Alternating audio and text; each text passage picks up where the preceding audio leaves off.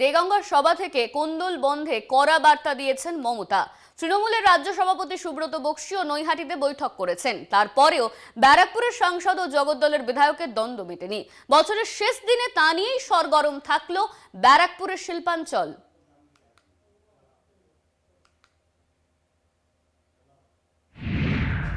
সাংসদ বিধায়ক কোন্দল অব্যাহত, ফের হলুদ ফাইল খোলার বার্তা শ্যামের, মুখে কুলুপ অর্জুন সিংয়ের।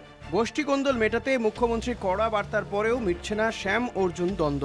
শনিবারই মুখ্যমন্ত্রীর নির্দেশে নৈহাটি যান সুব্রত বক্সী। অর্জুন এলেও আসেননি সোমনাথ শ্যাম।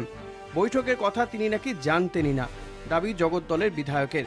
পাশাপাশি সোমনাথের মুখে 2021-এ গোপাল মজুমদারের খুনের ফাইল খোলার প্রসঙ্গ।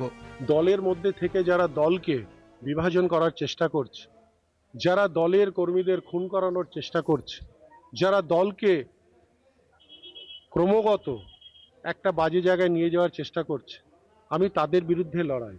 আর যেখানে তৃণমূল কংগ্রেসের কর্মীর এক বিন্দু রক্ত পড়বে, সেখানে মমতা বন্দ্যোপাধ্যায়ের এই সৈনিক সোমনাথ শ্যাম সেখানে পৌঁছাবে। তৃণমূল কর্মী ভিকি যাদব খুনে ইতিমধ্যে গ্রেপ্তার করা হয়েছে অর্জুন সিংয়ের ভাইপো পাপ্পু সিংকে।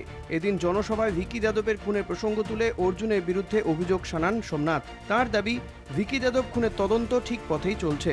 প্রকাশ্য সভায় গোপাল মজুমদারের খুনে অর্জুন সিং ষড়যন্ত্রকারী ছিলেন বলে তোপ দাগেন সোমনাথ। খুনে গ্রেপ্তার হওয়া 3 জনই অর্জুন ঘনিষ্ঠ বলেই দাবি সোমনাথের। খুনিকে তাহলে কি প্রশ্রয় দেবো? খুনির কথা যদি আমি জানি, তাহলে কি সেটাকে আমি চেপে রাখবো? আমি যদি জানি আমার তৃণমূল কংগ্রেসের কর্মীর খুন কে করেছে, তার পিছনে ষড়যন্ত্রে কে আছে, তাহলে কি আমি আমার মুখ বন্ধ করব? আমাকে এই কথা মমতা বন্দ্যোপাধ্যায় আমার নেত্রী বলেননি। আমার নেত্রী বলেছেন ব্যক্তিগত কোনো দ্বন্দ্বে যাবে না। আমার কোনো ব্যক্তিগত দ্বন্দ্ব না, আমার দ্বন্দ্ব হচ্ছে আমার বৃহত্তম স্বার্থে, আমার অন্যায়ের বিরুদ্ধে আমার প্রতিবাদ। অর্জুনের বিরুদ্ধে সোমনাথ তাস সাজালেও দলীয় নির্দেশে মুখে কুলুপ অর্জুনের। আমাকে যেদিন থেকে দল বারণ করেছে, বিশেষ করে আমার রাজ্য সভাপতি, রাজ্যসভা সাংসদ সুব্রত বক্সী মহাশয় আমাকে বারণ করেছে।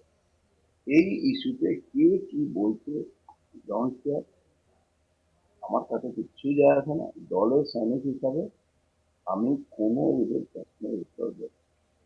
আবার হলুদ ফাইলের কথা বলেছেন, গোপাল এই ফাইলের কথা বলুক, ভূমিকা বলুক, এর উত্তর দল দেবে। দল তো কত কমজোর না, নিজের কথা এরা বলে যাবে, দলের উত্তর দেবে না। দল সঠিক সময় দেবে। মুখ্যমন্ত্রী নির্দেশ সত্ত্বেও বারবার প্রকাশ্যে দ্বন্দ্বে জড়াচ্ছেন সোমনাথ অর্জুন।